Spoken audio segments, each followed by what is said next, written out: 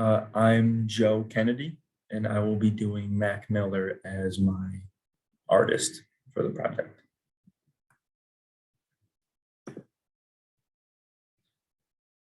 He was born and raised in Pittsburgh, Pennsylvania on January 19th, 1992. Um, as like a normal kid, he grew up with similar interests like everyone with school parties, little hobbies, but sports, big stuff. Um, while he was in school and outside of school, he just picked up on music that he was introduced to from friends or family, like his parents. Um, and he fell in love with instruments and started playing them on his own, like the piano, drums, guitar, basic stuff. He was self-taught, didn't take any classes.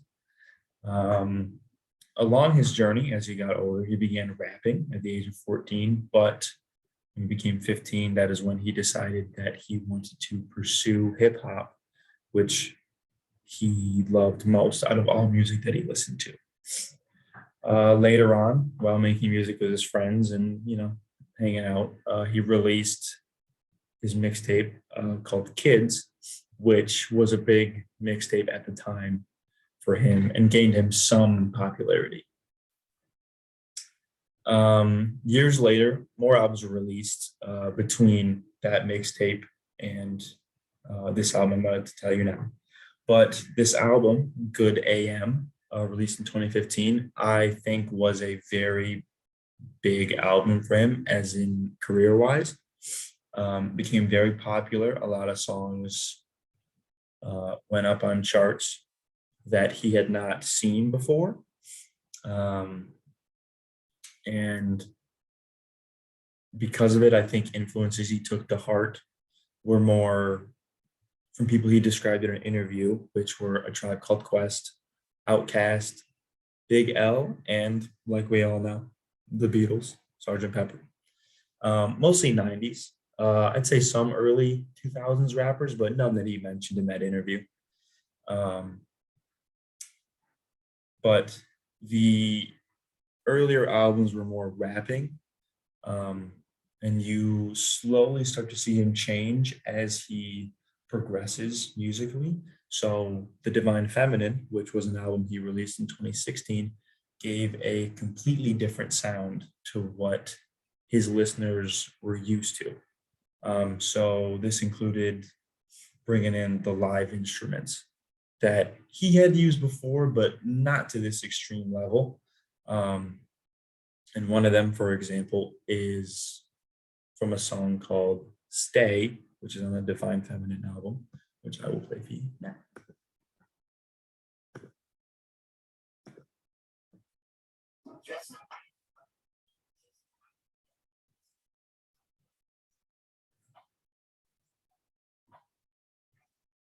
You can hear the trumpets and you can hear the drum beat over or behind his rapping. But one thing I want to point out is when he was younger, he would kind of live a more, the way he dressed was more hip hop like. But as he gets older and you hear that, like you saw in the video, he becomes, it looks like more comfy clothing and like kind of becoming him. So it's not like influence of others. He's kind of just like, this is me. I'm doing this for me. And I'm just making what he wants, which is a good attitude, I think, to have as just a growing artist. But so if you move on, with the album released in 2016, he was in a relationship with a very popular singer that we're probably all aware of. Her name is Ariana Grande. Some point after that album was released, they did end up splitting. And you could see in interviews and pictures, he didn't seem the healthiest. He had gained a little bit of weight, which is okay, but he just looked a little bit more rough, sad, and I think he had a lot of stuff on his mind with what happened. So we didn't hear much from him during that time, which, I mean, this isn't anything about a wild upbringing and his music, but fans knew and others knew that he had been a user for smoking, drinking, but there have been rumors about more harder drugs being used, none being said of what, but people assumed. Um, but after not hearing from him for quite some time, he released a new album named Swimming, and it blew up. People picked up on it right away with his one of his music releases, which was Self Care, is the name of the song, was the one he previewed before the album. People loved it, people listened, and this is, I believe, musically, this was kind of like his savior.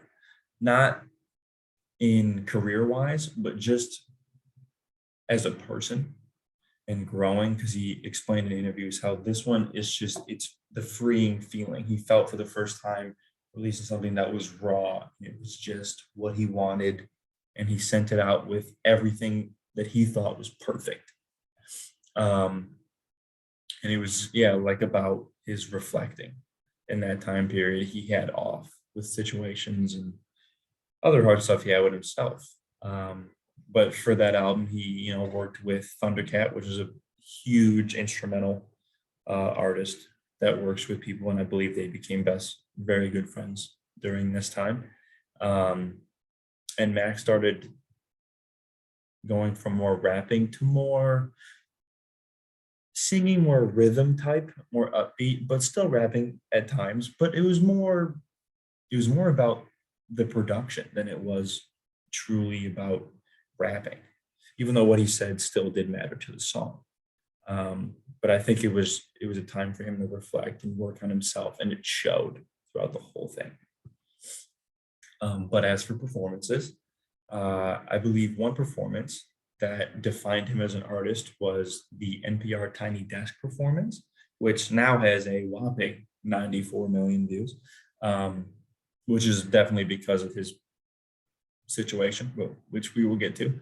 But it was up in the millions when I had watched it when it first came out. So here's that tiny video for you.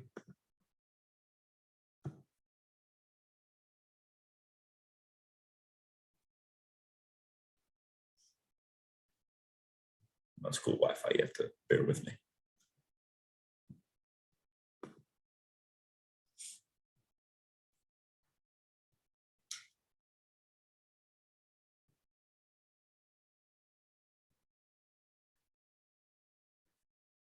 Maybe.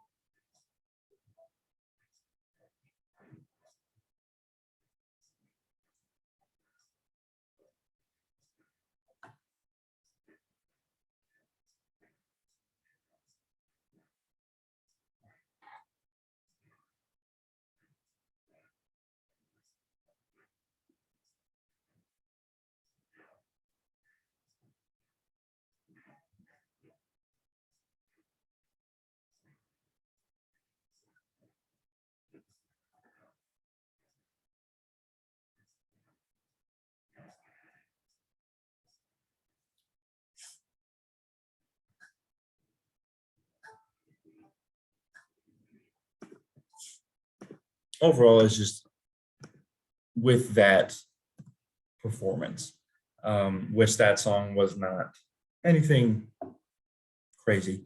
The last song he performed, which I knew my computer would explode if it tried to load it, is called 2009. He had said that it was the most heartfelt song that he had ever created, and it meant,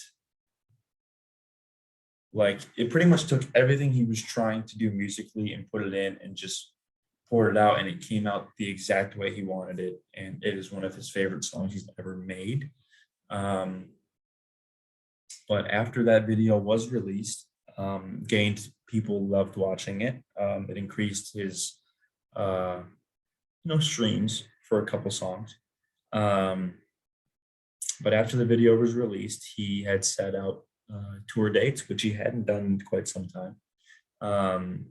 And he went on a Instagram live video explaining how excited he was to go out and tour for everyone, to see everyone, and come back as this new him. Sadly, on the morning of September 7th at 11:57, he was found lifeless in the Hollywood Hills at his home in a praying position on the edge of his bed, from an apparent overdose, which we now learned was an overdose. Um, and that shocked. That was around the time before a lot of artists started passing away. Um, and people had been, but that was a big one in a lot of people's hearts, especially in the music industry growing up.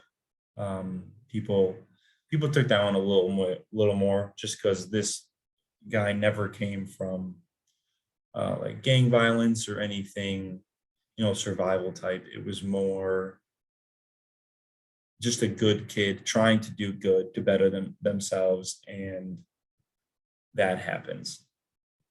And so that silenced, I think it silenced music world up for a little bit. But after that time period, time had passed after he had passed away. A lot of people became more fans, but a concert was held with very big artists. To name a few, which I have written down, as Anderson .Paak, Travis Scott, or Scoot, as I spelled it, and John Mayer came out and performed as well. There's other people. There's a whole bunch, but I wouldn't name them all. They all came out to play and celebrate his life musically, and just friends, family came together.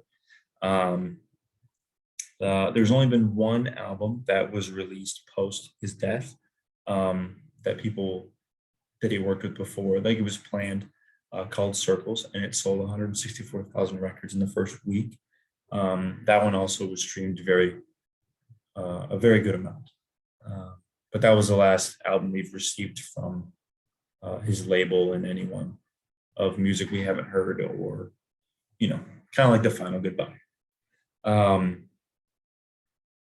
Yeah, many people have become Mac Miller fans over the years. I've learned about, myself included, but people that didn't know, that have been now put on to his music, and they love it, because he not only, as a main, if you liked mainstream artists, you could also like his music, because his music did apply to some of those things. But if you paid attention on a more deeper level, I think the people that feel more like misfits, or don't have a place, or just trying to figure themselves out, I think that was the reason he gained such popularity, because you can go along with his growth of being this, rapper, get in the game, but forming himself as he got older, and his music became more in depth, and people recognized it as they got older and understood it. And I think people now that were like, have gotten older, around college age or high school or whatever, they picked up who he really was and what he represented. So I think that gained him a lot of popularity as well after his passing. This is my citation page, but I hope you enjoyed. And if you haven't checked out Mac Miller, I think if you like, not so much rapping, but if you like more of a jazzy side, or something that's a little more lighter, but still like a more positive attitude, I recommend you listen to his more recent albums. And if you do like rapping, Good AM is personally one of my top 10 favorite albums of all time. So I recommend you give him a listen, and thank you for listening.